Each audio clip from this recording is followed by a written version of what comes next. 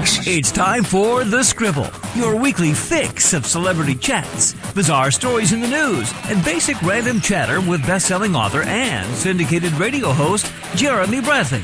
Make sure your seat is in the upright and locked position and your barf bag is securely in place. Here's Jeremy Bradley.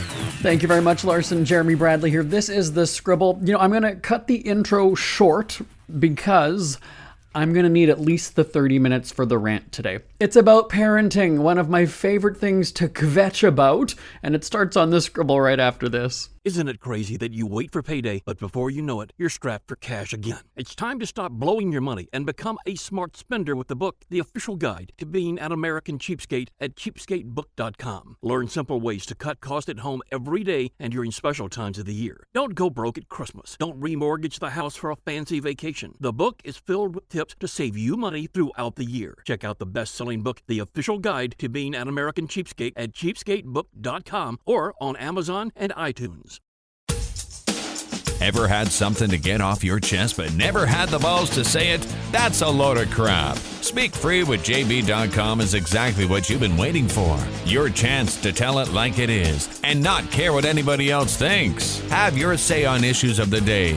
Join newspaper and radio columnist Jeremy Bradley as he tells it like it is. Hundreds of thousands of people have stopped by, including some well-known celebrities who have had a chat with JB and speak candidly about what's really going on in the world. You can join them too. Have a rant or a rave. Be brave and head on over to www.speakfreewithjb.com now. JB here on The Scribble. Now, I've made no bones about it. I've declared it many times on this show that I don't care for kids. But I also really don't care for parents. It's such a weird state of parenting right now, because I look at, so my generation, I'm in my, mid 40s. My brothers are a little bit older. So one will be he'll be turning 50 next year. So anyway, so we're all in our 40s. It's interesting though, because the three of us were raised by the same two parents, right? My parents are still together, married, 51 years now, I guess. You'd think that the parenting style that we endured, because, as a kid, you sort of think that your parents are strict or whatever, and that might very well be the case. But for most people, as you get older, you're kind of like, okay, I appreciate that now. Okay, I understand why they were doing that. Okay, that made me stronger. That made me more respectful. That made me more whatever, fill in the blank there. I felt that way about our high school. You'd have detention if you literally walked into the classroom 2 seconds, literally 2 seconds after the bell, you had detention. And you could not go into that class again until you served the detention, either after school that day or first thing the next morning. And you didn't want to miss class because, first of all, you'd be in trouble at school, and then secondly, you'd get shit from your parents at home. So in the moment, when you're a teenager, you look at that and go, wow, that's really strict. And later on, you realize, that's preparing you for the workforce. That's going to teach you, promptness, responsibility. And it did. So when I look at people like my brothers who, for years ago, when my nephews were still very young, they're already teenagers, almost 20 now, but I would go for lunch with one of my brothers. He would bring his two kids, and they were probably, I don't even know how old they were. They were no older than 5 anyway, okay? So I'm sitting here watching this, right? Because as a non-parent, it's fascinating to watch and observe other parents in their natural habitat when they're out somewhere in public, right? They're in that parenting zone. But, and so when I would go for lunch with my brother, this was, did we have cell phones? You weren't sitting in one hand was on the phone and one hand was on the fork. That wasn't the way you had lunch with somebody back then. But it was just fascinating because my brother would do the whole, watch it, you're going to spill your drink, don't, be careful, watch your arms, watch what you're doing. They wouldn't listen. And I'm sitting here going, in 3, 2, drink spills, right? Because you just know that's going to happen. So my dad was very much like that. And he actually still is, because he'll do that even now with the kids, because they're not paying attention. And so I would sit there and think, our parents, when we were growing up, were, almost scared you into, you spill that, you're not getting any more to drink. So There you go. That's that's it. You don't waste it because there's no more. So if you spill that milk or Pepsi or whatever we were having at a restaurant, they're not bringing you more. You're not wasting their stuff. But it's also just a matter of listen to me when I'm talking to you. I'm telling you, move the glass away if you're going to sit and color or whatever you're doing. Like, you've got to pay attention to your surroundings. I see this at restaurants too, where, the kid is getting restless and climbing on the chair or whatever. And I just sit and watch for it and go, good, smash your head on the table, fall off the chair onto the ground. I'm just waiting for it. I'm waiting for it. Why isn't the parent saying something? Why isn't the kid, which is really was so. When I see parenting, and the other one at restaurants, because I'm on this roll now of restaurants, what is this whole thing about congratulating and cheering for your kid to finish their fucking food? Okay, I'll tell you what I mean. I was with my husband. We were at, was it fast food? Because the kid was eating fries. So I can't remember where we were. But anyway, so the kid is having fries. And the kid did not want to finish the fries. First of all, what kid doesn't want to finish the fucking French fries? That was your favorite thing as a kid, besides pizza, fries was the go-to, food when you were growing up back in the 80s like I was, or in the 90s. And so Dairy Queen, thank you. They're just telling me it was Dairy Queen. Look at that. They are on it today. Because say that again, Bon? Yeah, that's right. Because there was, Bonnie Winters, our producer, is just saying, because that's also where the same restaurant, there was a parent congratulating their kid for finishing their ice cream. And again, that would never happen back in the day. It was always the opposite, right? You're going to have your ice cream first, and then you're not going to have room for the meal after. No, this was a kid basically parent pleading with the kid to just finish your ice cream, just one more bite of your ice cream. And I'm hearing this going, what is going on? So the fact that a kid was getting applause, being congratulated for finishing his French fries the other day, they were behind me. I was so tempted to turn around and go, you realize how stupid this sounds? Do you realize that that's what, back in my day, this is where I'm going to throw that line in there. My brother was very picky when he was eating. And so my mom, we would eat at the kitchen table. That's just what we did back then. And my mom would put the timer on the microwave. And I don't remember how long it was, but let's say it was 3 minutes. And so it certainly wasn't 10 minutes. It wasn't a countdown clock like it was 10, 15, 20 minutes. It was very short time. And so she would put it on, leave, and say, that plate, better be empty. Now, if that was me, I'd be kind of like, all right, well, let me just quietly go and throw it in the garbage or something while she's not looking. But he would sit there, arms folded, and wait. And then he's looking up at the clock. And he sees that there's whatever it is, 1 minute, 45 seconds or 30 seconds or something. And then he would just start shoveling down the food because he knew when it beeped, right? Your microwave will go beep, beep. When the timer's off, she's going to come in and he's going to be in shit. And you did not want to get in trouble from your parents. That's just how it was back then. Never do I recall ever, and somebody can correct me if any of my family doesn't listen to this, but if any of my correct me ever if we were applauded for finishing French fries in a restaurant.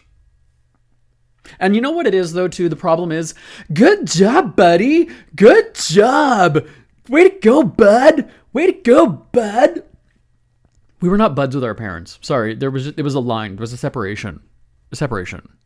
One of my aunts and uncles did that. They were, their son was Champ, and their daughter was it Princess? It was Champ and Precious, I think it was. Princess. It was Princess. Okay, Champ and Princess. My team is very good today. You see, we've all worked together, as I've said before, now over 21 years. So they're filling in the blanks in my ear when I'm kind of drawing a blank in my old age. But Champ and Princess, and I remember even then when the kids were growing up, I just remember thinking, oh my God, these are going to be those kids because he's Champ and she's Princess. It's like, oh, gag me. But that's where we are with parenting now is, it's about your kid liking you. And that's how you get respect from your kid is, you're almost friends with your kid. And I never I never felt that I was on the same level as my parents, and that's not a bad thing. It's just, again, there's authority, right? There's you are on the lower level as a kid. You just are. You just are.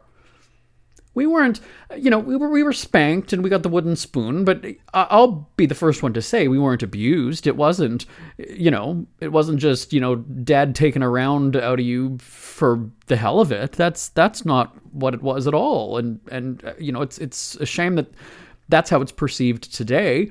But certainly you did not want to piss off your parents. You just didn't. And so back to the restaurant now, where I'm sitting here thinking, it's so bizarre that it's good job, buddy, and high fives because you finished your ice cream.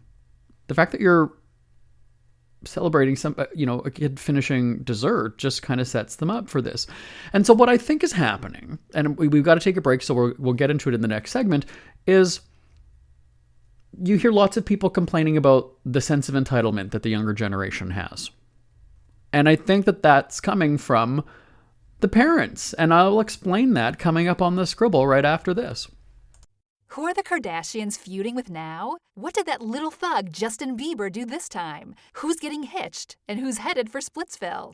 Hear the latest celebrity news and gossip every day on Entertainment Wrap-Up. The good, the bad, the ugly, but mostly the ridiculously hilarious. It's all recapped in this daily segment at entertainmentwrapup.com. Have a laugh at the expense of the rich and famous when they take themselves way too seriously. It's 3 minutes of time-wasting fun at entertainmentwrapup.com. Check out Entertainment Wrap-Up at entertainmentwrapup.com. Brought to you by Speak Free Books. It's never too early to start thinking about your next holiday. Have you checked out Mexico recently? From tequila tasting, swimming with horses, to ziplining through the jungle and watching whales and dolphins in their natural habitat, Puerto Vallarta has it all. Visit mexico.jbonair.com to see all the fun PV has to offer. That's at mexico.jbonair.com for hundreds of photos, interviews, and videos from around the tourist hotspot. Check out mexico.jbonair.com for all the fun. That's mexico.jbonair.com. We hear you chirping. Get scribbling. Tweet up the Scribble at The Scribble Show. Join the discussion with Jeremy Bradley. It's all going down right now on Twitter at The Scribble Show and at thescribbleshow.com. JB here on The Scribble. The sense of entitlement is unreal. There's no denying that. I mean, you even see that with adults, but I think with kids it's even more so. And I think a big part of that too, first of all, is the social media aspect of it, where, I see my friends do this and that, and so I want to do that, right? I remember growing up as a kid, we never went on a vacation. My dad is afraid to fly, so we never did Disney or anything like that. Even just go to another, we never even flew across the country just to go to a new city. We just never did that. So there's a bit of jealousy when you come back to school in September. Remember, we didn't have social media back then. So, you hear about the kids and what everybody did in the summer. And you would hear about Disney or wherever, New York or I can't think of any other, the destinations, whatever. You flew somewhere with your family for summer vacation, all right? And so I just remember thinking, oh yeah, we've never gone anywhere. We don't really get to do anything. This sucks, whatever. So maybe there was a bit of jealousy, but at the same time, we also had a place at the lake that we would go to pretty much for most of the summer. So did everybody else have a cottage on the water? No, they would go and do a vacation somewhere else. So we'd left town, yes, but we just didn't go and fly somewhere. But again, like I said, as a kid, you don't get it, right? It's when you're adult and you figure this out. And so we did not, stomp our feet and say, we want to go to Disney. No, we're going to do what our parents told us we're going to do this summer, and that's go to the lake. And we didn't have a say. They didn't consult with us as to what we want to do. That's just not how things worked. So the sense of entitlement, like I said, so you're going to see the kids, James and whatever, I'm making up names. James and Courtney went with their family to whatever. Great, good on James and Courtney, because now I see that on social media, right? And we know how social media is always a fair representation of what your life is actually like. So there's this entitlement that because maybe they've got a big following now that suddenly they deserve free. I own 2 e-commerce stores. Do you know how many times people reach out and just, it won't even be a hello sometimes. One person just wrote sponsor me because he wanted free shit. And I just kind of thought, yeah, no, Mr. Early 20s, how about you get a fucking job or you buy this shit like everybody else does? Or just this pitch. And so it's almost like it's a pre-written pitch. Oh my God, I'd love to model your product. Send me some stuff. I'll make some posts. Nah, it doesn't work. Sorry. You can buy it like everybody else and you can tag like everybody else. That's just how things go. But you want free shit just because you reached out to a company and asked for that. And I'll flip that around and say, when's the last time that you went into a Best Buy and just said, give me that TV. I want to try that TV. I'll write about it. Give me that TV. Never would happen. Never would happen. But for some reason, this whole social media thing has just made people think, well, I've got an audience. Okay. And what's even funnier is they will have a much smaller audience. They might have, 200 followers, whereas our page has, 15, 16,000 or 40,000, whatever it is. And I kind of sit there and go, how you have some nerve if you think that that's going to do some great thing for you want the free product.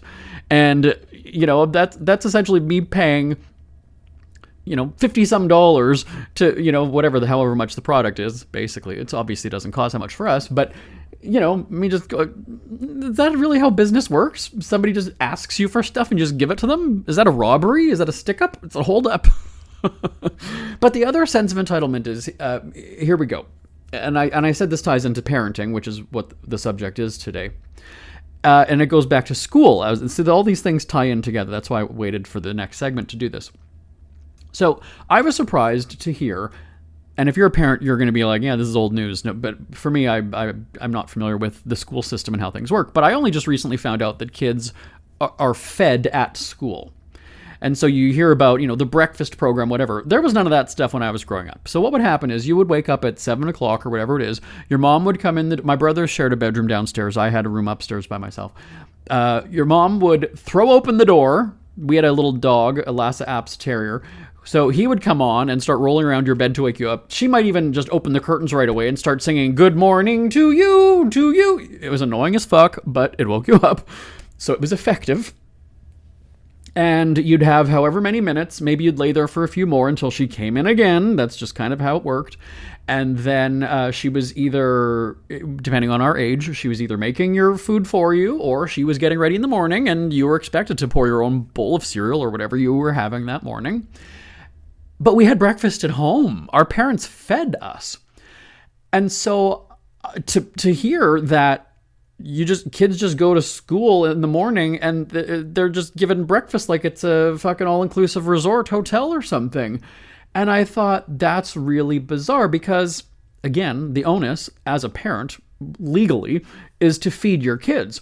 But there's this dependency on the school system, aka the government, to feed your kid at school. Now, people make the argument and go, well, breakfast is important for kids and their growing bodies and blah, blah, blah, and they can focus and whatever. Right, that's fine. That's fine.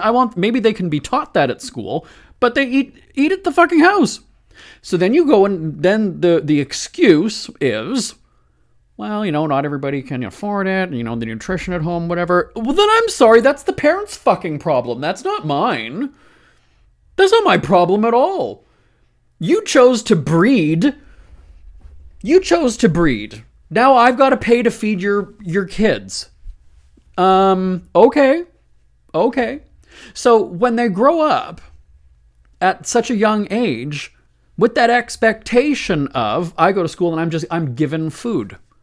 It's starting them very early for this life of entitlement. Because they're not making that separation now. Right? They're being taught, I go and I'm given. I'm given. So fast forward to when they're on their own social media, they're going to reach out to a company like mine and say, give me product. No, fuck you. Buy it, you leech. Buy it. And this isn't a knock on people who, are broke or whatever, but at the same time, it's really no different than if you can't afford a dog, don't get a fucking dog. Don't have 17 kids if you can't feed 17 fucking kids. That's really, at the end of the day, what this is about. I've got a relative, and you know that on this show, I really don't give a shit what people think about me. If it pisses somebody off, deal with it. I don't care. So I'm not naming names, but I do. I've got a cousin, and her whole thing is basically just breeding. That's her whole claim to fame now. I've got one cousin who's got 5 kids. Another one just popped out her 3rd. Now, let me talk about the one who's got 3 kids for a second, okay? So here we go on this one. She's not married yet. They are together. They met on one of those dating apps, and they were together for a few months. Maybe not quite a year. So let's say 6 months. Let's just say 6 months. Don't know exactly. All of a sudden, the big announcement on social media, pregnant, right? Because that was just kind of the big announcement. No wedding ring. But anyway. So I was kind of like, oh, okay, great. And baby comes, and she loves it, and it's wonderful. It's great, perfect, great. Okay, now, wouldn't you know it? 2nd baby announcement, 2 babies, another baby coming, yay, another baby coming. Okay, so here's the thing. Dude gets a job that has him having to travel a little bit for work. He had to do training sessions or whatever, so he had to leave. He had to go. So guess what happens? Cousin is now having to contact people to help take care of her, help me with the 2 kids. Help me with the 2 kids while he's gone. You know what? That's actually kind of part of the deal, though. Sorry. I understand, like, a babysitter is one thing. Fine. If you've got an appointment, you got to run out or something. Okay, a babysitter comes in for a few hours. To expect somebody to basically come and nanny with you, this is the thing. If you're going to have kids, you need to be able to prepare to be able to do it on your own, because you never know. That person could leave you. The person could die. The person could be hospitalized. If you can't take care of 2 kids on your own, don't fucking have 2 kids. Don't have the 2nd kid. Don't rely on somebody else to come and help you with the kids. Well, you know what? That's not anybody's problem. It's not anybody's problem but yours. It's not anybody's problem but yours. Now, I'm not saying that I'm pissed off because she asked me to, or that's not what I'm saying. But that's my point of, like, there's this expectation of entitlement of, he's out of she needs help. That's her problem. That's her problem. If she's not cut out to be a mom of 2 on her own, do you think that your partner's going to be there with you side by side every goddamn minute of the day? No, there's going to be times where, hey, maybe he wants to do a guy's weekend and he's going to go away. All right, fine. Or she wants to do a girl's weekend and he's going to be stuck with the 2 kids. But to go and be like, oh, we're going to help her. Oh, she's going to... That's her fucking problem. It's her fucking problem. Then, here we go. Baby number 3 coming. And I'm sitting there going, wait a second. She's the first one to call in for reinforcements because dude has to go away for a week. Well, you know what? It's her fucking problem. It's her problem. Well, I know, and this is another relative who is called in to, assist and to be super nanny or sidekick or parent, temporary parent, relief parent, if you will. And I'm just kind of like, why did she have the 3rd fucking kid if she's got to call for help on 2? And so, not that I'm maybe I'm a little bit evil and twisted, but it's that kind of a situation that makes me want to go and say, you know what? Hope that relationship falls, because here you go. Be an independent woman and say, I can do this. I got these 2 young kids. Who knows what could happen, right? He could be cheating. He's going to leave your ass. Something's going to happen, and you're going to be stuck with them on your own. Are you going to be calling your mommy for help? Grandma's going to come and help me. Oh, okay. Why can't you do it on your own, Mom? What's the problem? Why does Grandma have to come and help?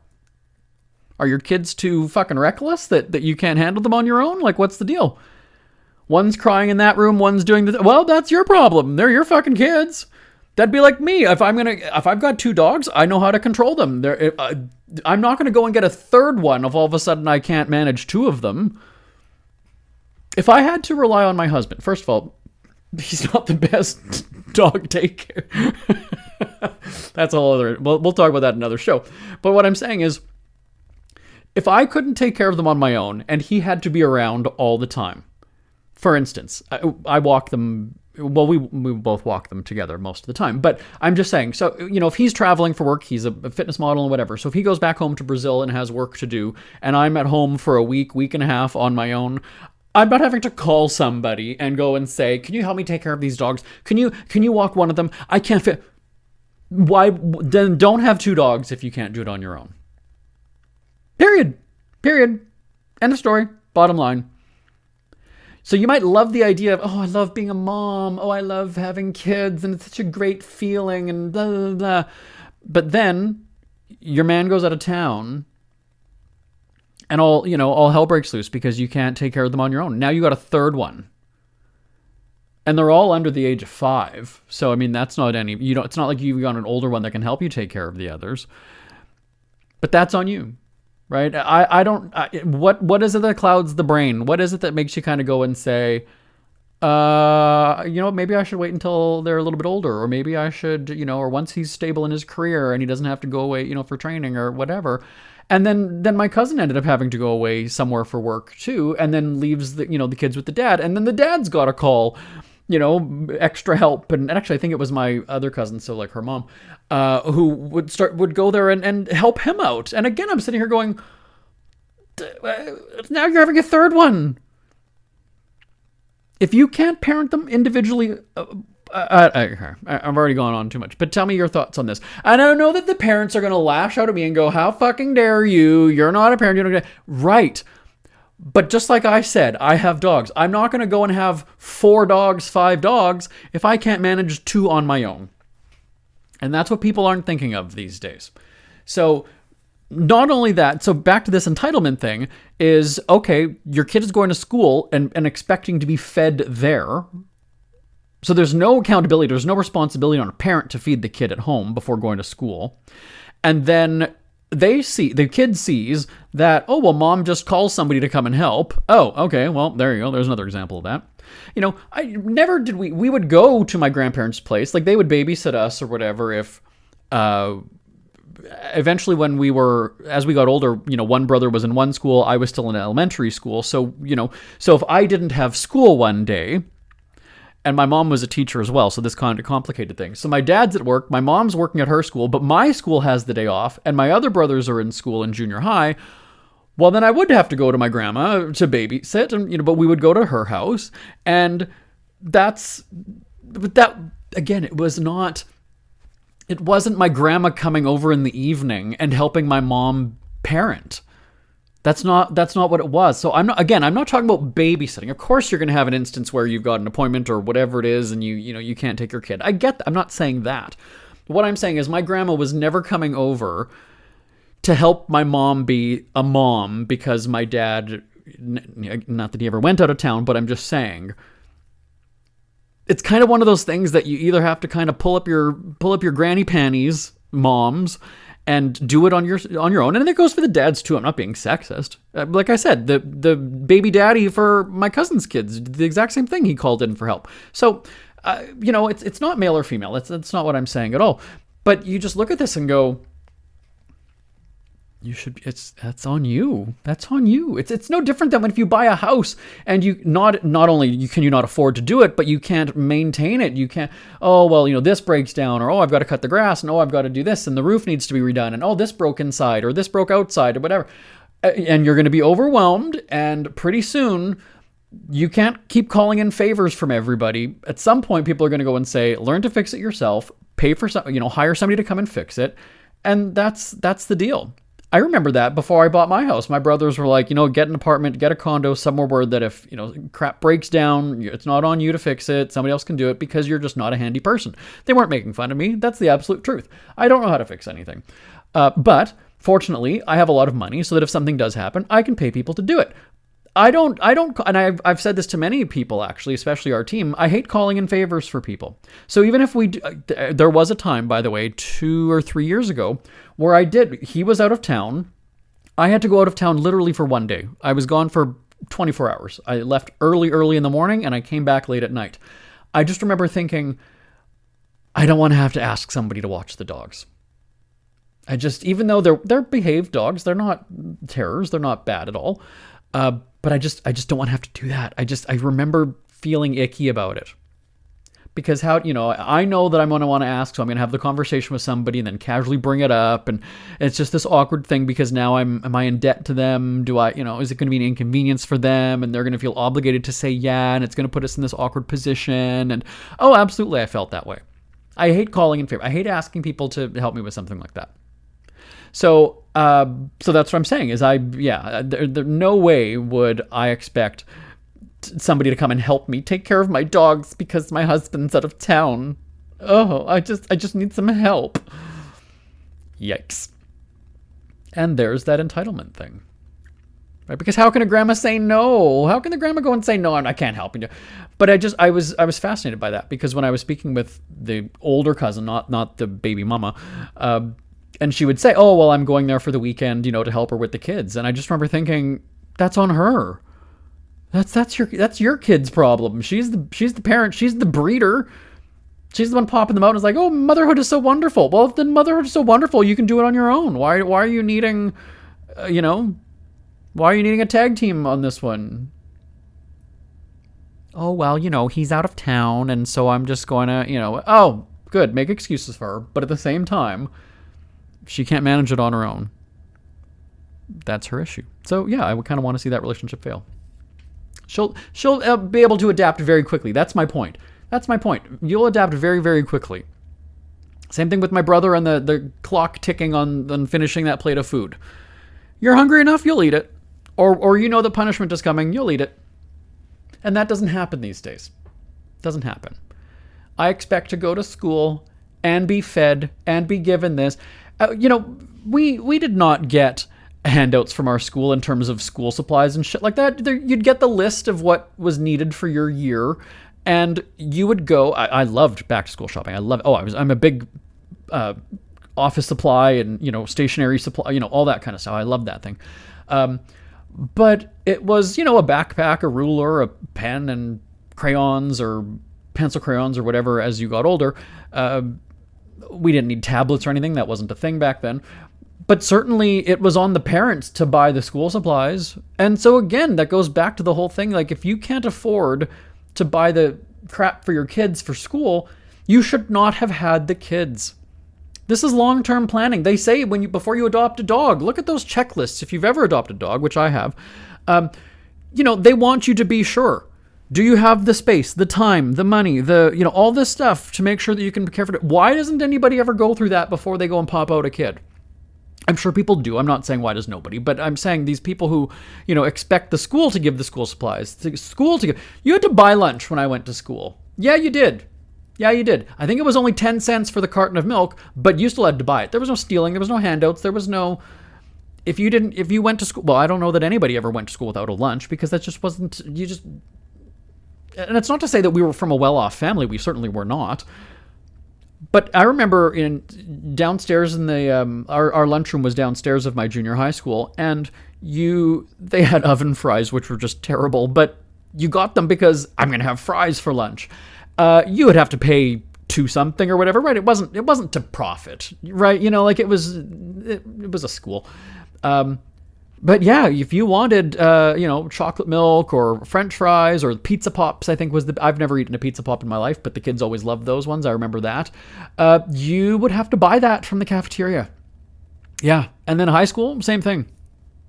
There was a lineup, but you were buying lunch. Or there were tables that you would sit and eat your paper bag lunch. I had, I don't know how many years, I had peanut butter and honey sandwiches and an apple and then an apple juice or an orange juice, some kind of a juice. And maybe you'd get 2 cookies. That's right. I had a paper bag lunch every fucking day. Yep. I remember my mom at the counter making lunches for my 2 brothers, me, and my dad, and herself. She'd make them the night before. They'd be in the Ziploc bag or whatever it was, and then the paper bags would be in the fridge overnight. And their names written on each one. And that's just, Mom made us lunch, and we took it, and we had it there. Never would I have thought that it's my school's responsibility to feed me. I never would have thought that. My school was there to teach me, to make me a, responsible adult, or turn me into a responsible adult eventually. I wasn't an adult while I was in school, but certainly, to prepare you for adulthood. That's the better way to say it. And, look, I haven't gone through life having, we didn't, again, cell phones weren't a thing when we were growing up, but we certainly, if I wanted a TV, which I did want a TV in my own room, my brothers had a TV in the rec room downstairs, my parents had a TV in the living room, I was always kind of on my own in my bedroom. I wanted that little 13-inch TV. I had to save up $200 to buy myself that TV. It was not handed to me just because I wanted it. It was not. We didn't get things like that. Are you kidding? And it wasn't a matter of, well, if I buy Jeremy one, we've got to buy this one and buy this one. No. It was just you buy it for yourself. So if I were to put that into today's terms, Mom, get me the new iPhone. Mom, get me the new iPhone. If you save up your money and you're a certain age, then you can buy one for yourself. But I'm not giving you a phone. My brother asked me when we were doing our syndicated radio shows back in the day, we had iPhones. We had different prize giveaways all the time. But I remember my brother asking me, he had the nerve, by the way, him and his wife, I won't say wealthy, but they have multiple incomes. I'll just put it at that. So I remember him reaching out to me and asking if I could just give him an iPhone for his kid for Christmas. This was when the kid was probably maybe, how old would he have been? Probably about, maybe early teenager. So maybe, let's say he was 13. He wanted to do that as a Christmas gift. And I thought, see, when you do something like that as a Christmas gift, I would say that's already not teaching your kid, because what's going to happen is next year that phone's going to be outdated, right? It's not going to be as fast and as flashy and whatever. So now you go on a new one, get a new one. You know what? Once you're old enough to be on a phone plan, then kid, it's up to you. So if you want to trade it in and have to pay an extra $500 to upgrade, you trade it in, but it's your money. I'm not, because once you get the kids in that cycle, right? That's, you're now. No. You want a phone? You save up, you buy it for yourself. So my brother and his wife are teachers. My mom was a teacher for 30 years. My sister-in-law's sister is a teacher. My uncle was a teacher for many years.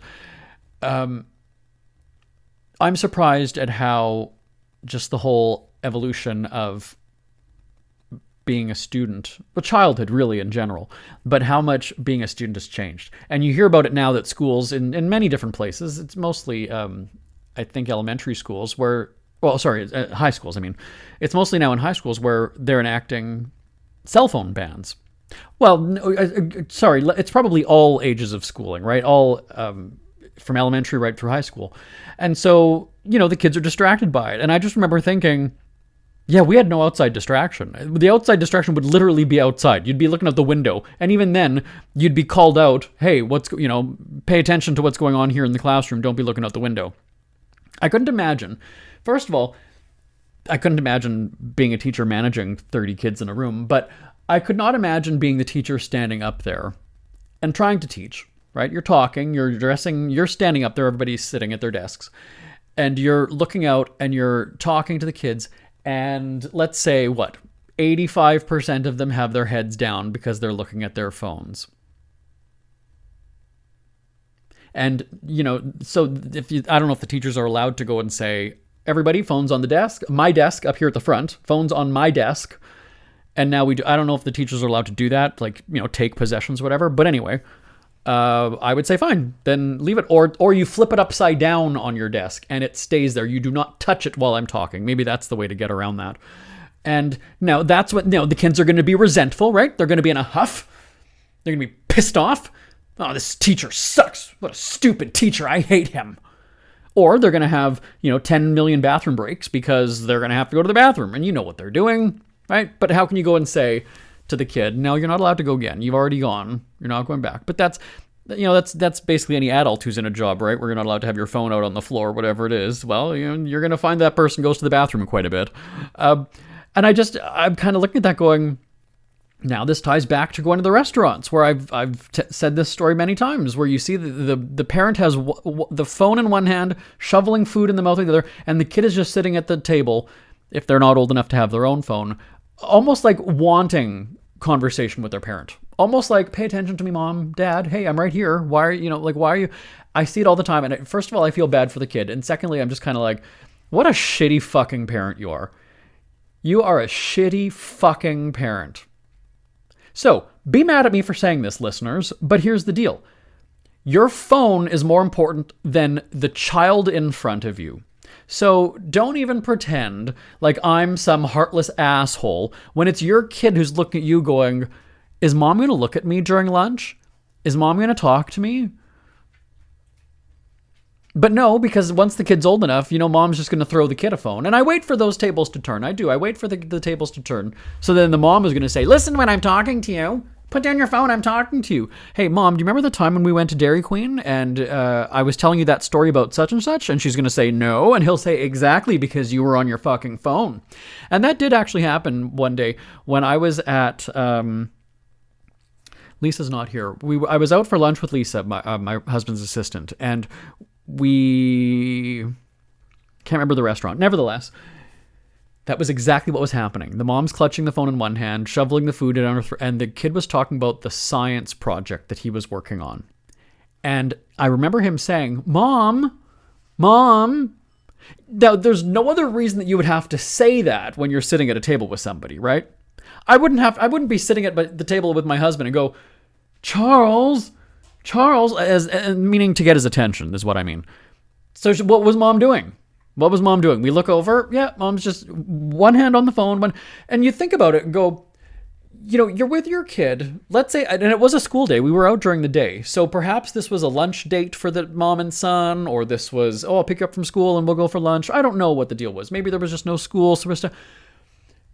But you're sitting, that's the most awkward part of it. You're sitting face to face. If you're at the restaurant by yourself, okay, fine, you're going to have your phone, you're going to play on it, whatever. But it's so... Yeah. And then so the kids are going to need attention from their own phone, and then the social media world that's going to, praise them and just kill their self-esteem and make them feel like they're... And that's why I look at it and go... It's such a sad thing that so many kids want to be an influencer. I want to be a YouTuber when I get older. And I laugh at that and go, what a sad, sad situation for those people. What a sad, sad situation. That's not something to aspire to be. Let me tell you. Because I know that we're on parent. They're saying, well, I'm kind of getting on track, but I'm kind of not. That was up to my parents to... My brothers played hockey when they were growing up, right? We were a family in Canada. But my parents were not encouraging, of course, all the kids, I'm going to be in the NHL. I'm going to be the goalie in the NHL. I'm going to play for such and such team. And the parents will kind of go and say, yeah, sort of as encouragement. But realistically, they knew it was never going to happen. So, okay, fine. I think that the parents need to step up and go, you know what? Get a regular job. Do the influencer thing on the weekends, because first of all, I think that whole fucking influencer thing that's why I never say it properly. Influencer in quotation marks, because it's not a thing. And the fact is, even just the term itself speaks to how society is, right? I'm an influence. If people are influenced that easily, we've got a fucking problem in society, and which I've already identified in the past 30 some minutes of this show today. But that's where I'm just kind of like, and I've said before, this is why my husband and I, we live in our own little bubble. We do our own thing. We're not tuned into social media. We've never been on TikTok. We're not watching. I could not name for you, this is absolutely true, I could not name one TikToker. I cannot name one YouTuber. And let me just say, when I say YouTuber, obviously, Megyn Kelly is technically a YouTuber. I'm not saying that. But what I'm saying is these quote-unquote influencers, I could not name a TikToker. I could not name somebody who's on YouTube like that. I couldn't even name... I know that there's that podcast, Call Her Daddy. I don't know that chick's name. I don't know her name. So that's my point, though, is the success is possible for a very, very, very, very, very, very, very, very, very, very, very, very, very, very small portion of that type of person that goes into that industry. But, It's no different than when I was writing a book and wanted to be this author and thinking that it's going to be, I'm going to do a book signing and it's going to fly off the shelves and whatever. No, bottom line is I'm not a fucking Kardashian and people are not going to be lined up for my book signing. And you get that very, very rude awakening at your first book signing when nobody shows up and nobody buys your book. Fortunately, that was not the case for me, but it was embarrassing because I remember telling the store, oh, we're going to need lots because there's a little blurb in the newspaper and, whatever. It was humiliating.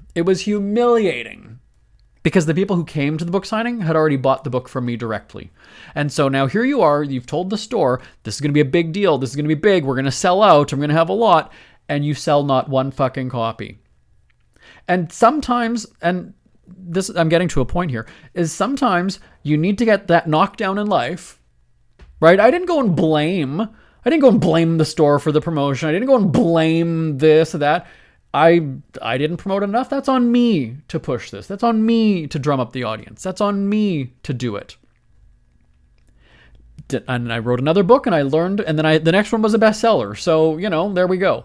But what I'm saying is there wasn't this entitlement that I had, which was, have me in there with my book, make this a bestseller. You promote it for me. You bring in the audience. I'm just the author. No. It's my event. I'm the one responsible for it. If it bombs, that's on me. That means that either my book was shit or people don't like me and nobody wanted to come or whatever. And I made the stupid error of selling the book directly to all of my friends and family. That's absolutely what happened. Now, from a business point of view, that was the best thing because I still got all the money for it. I didn't have to split it, have a cut go to a store. So from a business perspective, sure, it was smart for them to buy directly from me. But then I'm going to do book signings and it's like, well, that was actually my audience who would be ones buying the book because they're the ones that know me and support me. So it's humiliating because now the store is like, nobody came to this guy's thing. And then you got to make excuses. So of course the store is going to be like, yeah, sure, buddy. Oh yeah, everybody bought it already. No, but they really did.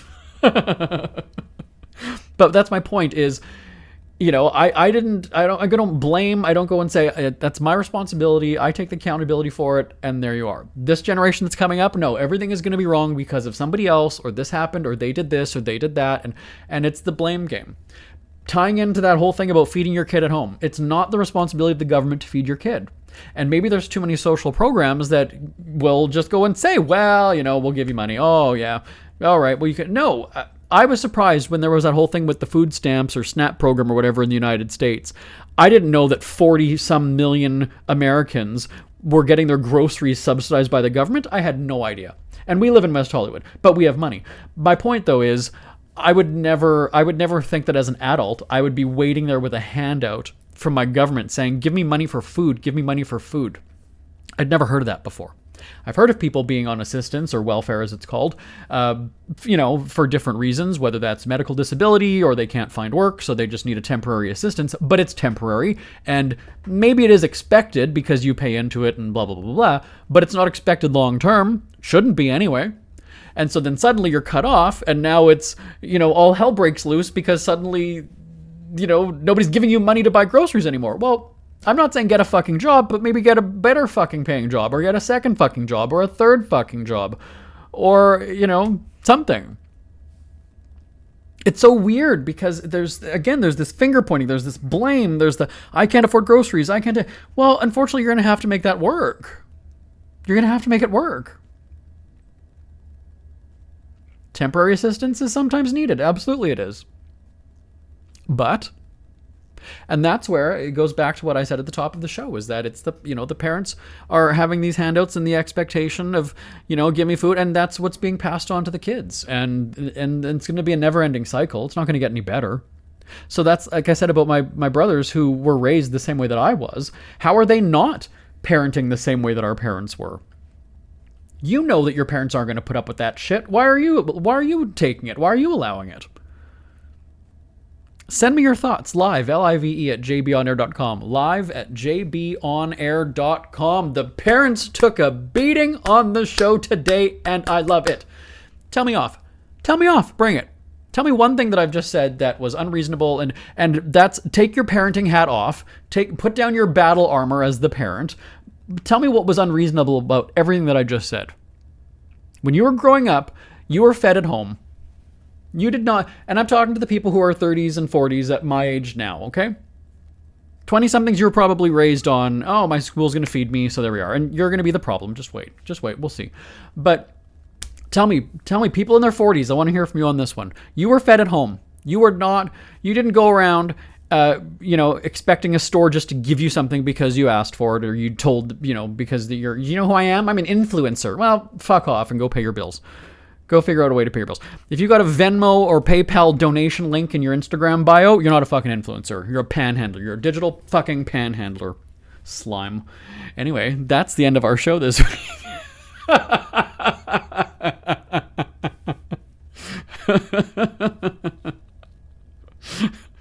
It just gets me going, because somebody's got to say it, right?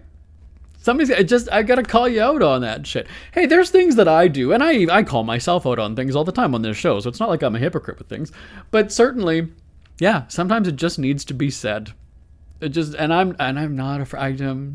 Call for my cancellation, whatever. I own my company. I own the product. Like, it just, whatever. You can boycott shit.